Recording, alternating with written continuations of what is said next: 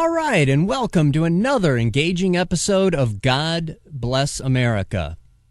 I'm Mike Skiba, and what we try to do on this program is to educate you about how liberals and liberalism, Democrats, independents, that's just a name Democrats use because they know that a lot of people are turned off by liberals. And the liberal, progressive, regressive agenda is destroying America, and we try to educate you and just show you things to look for and listen for when you're deciding on a candidate, because you have a choice of typically a Republican who won't really do anything good. They're really just kind of like old-time Democrats, Democrat light. And then you have, the off-the-rails socialist crazy communists like Barack Hussein Obama, Harry Reid, Nancy Pelosi, and every Democrat in Congress and several of the Republicans, like the chicks from Maine, Snow and Collins, the two senators that always vote with the Democrats, and, Lindsey Grahamnesty and a lot of John McCain.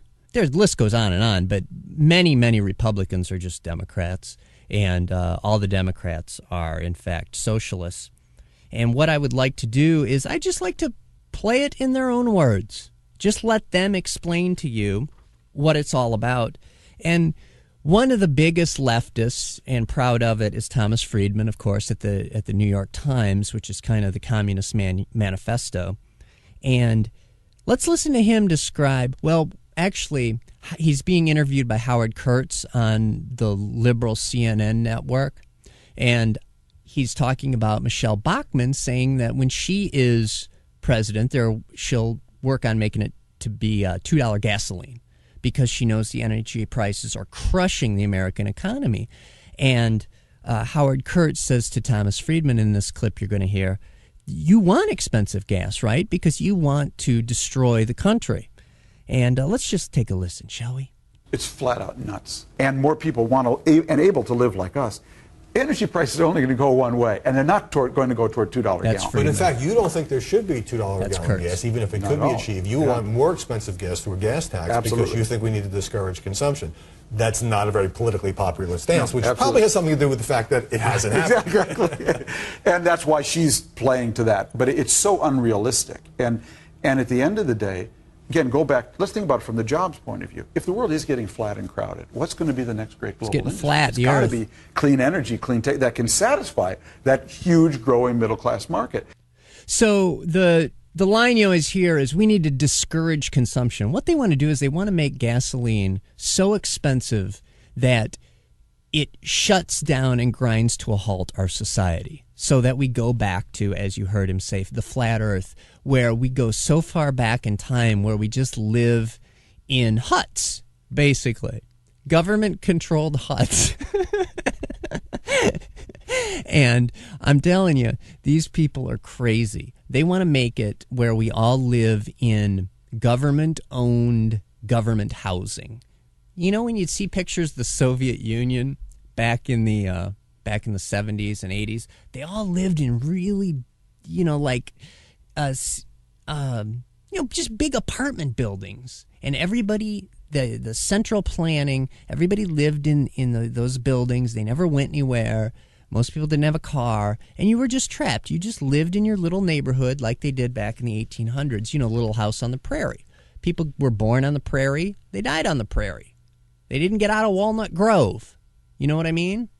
And that's what the liberals or the progressives, sounds regressive to me, they want to go back to that. And so, the example I like to use is you don't often hear people say, hey, we need to raise the price on typewriters and make typewriters so expensive that people are encouraged to go towards computers and the internet.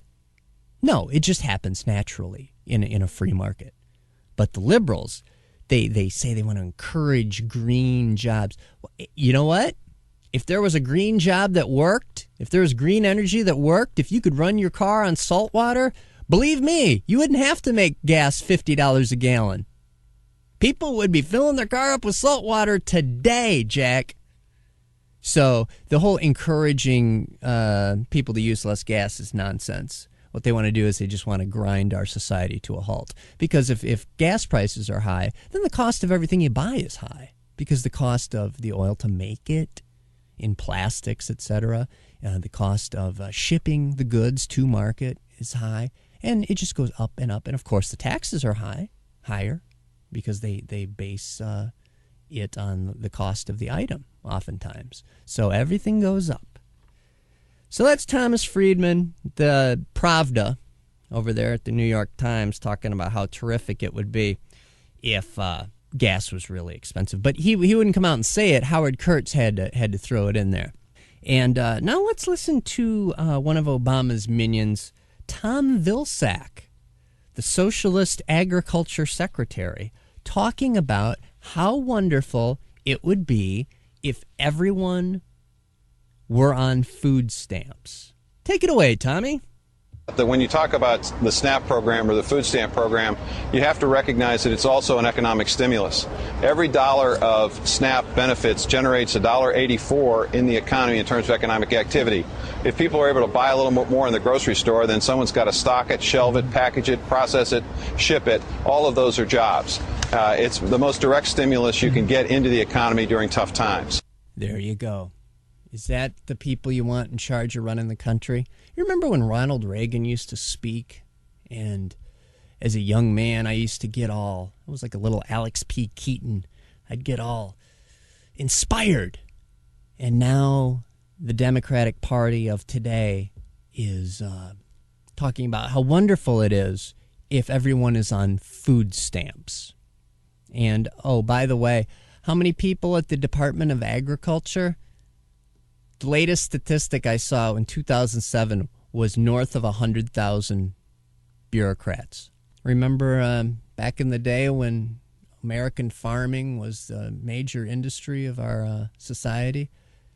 They didn't have 105,000 bureaucrats telling them how to farm. It's amazing, isn't it?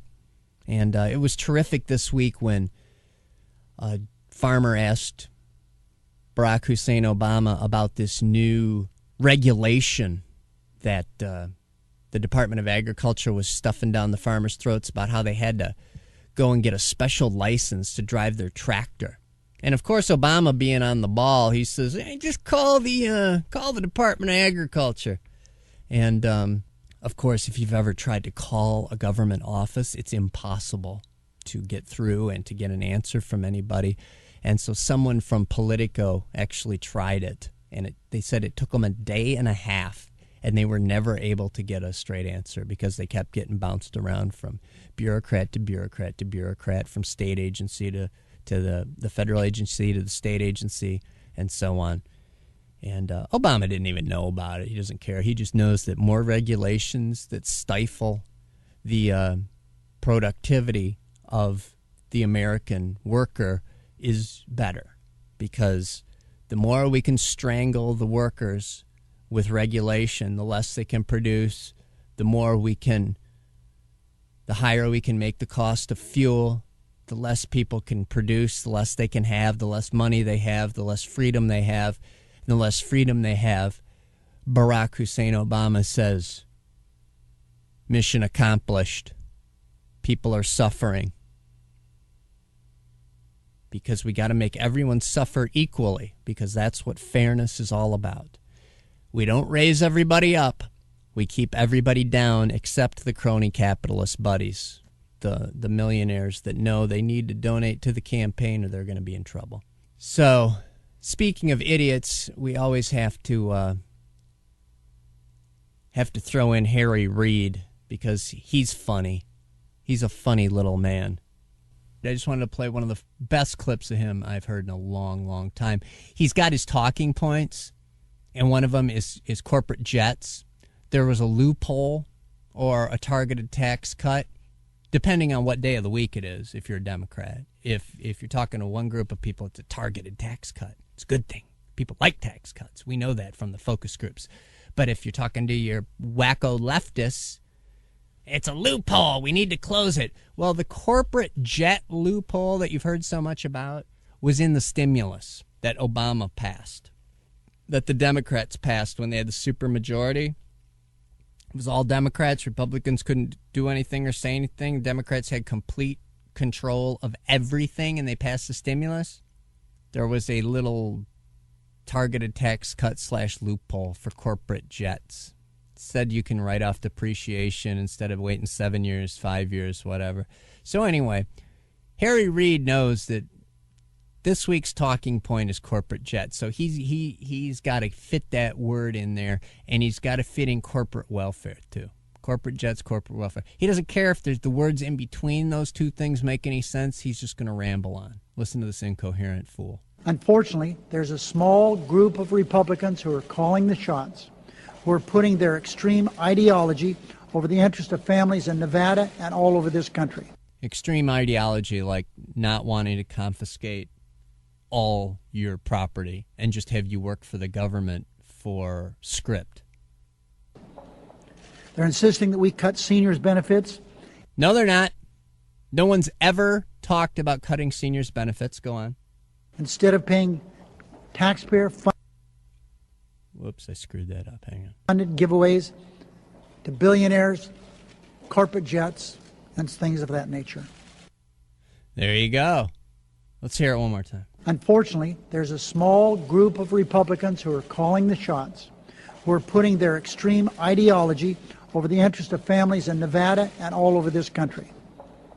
They're insisting that we cut seniors' benefits instead of paying taxpayer-funded giveaways to billionaires, corporate jets, and things of that nature. Incoherent. Makes absolutely no sense. Cut seniors' benefits instead of taxpayer giveaways to millionaires and billionaires, corporate jets. There you go. All right, and thanks for joining me again today on God Bless America. This has been another enlightening episode. I hope you enjoyed it. I hope you learned a little bit about how the liberals are out to destroy the United States of America, to fundamentally transform, where have I heard that before, this country from a wonderful, vibrant leader, world leader, to a beaten down, bedraggled, saddled, whipped dog of a country.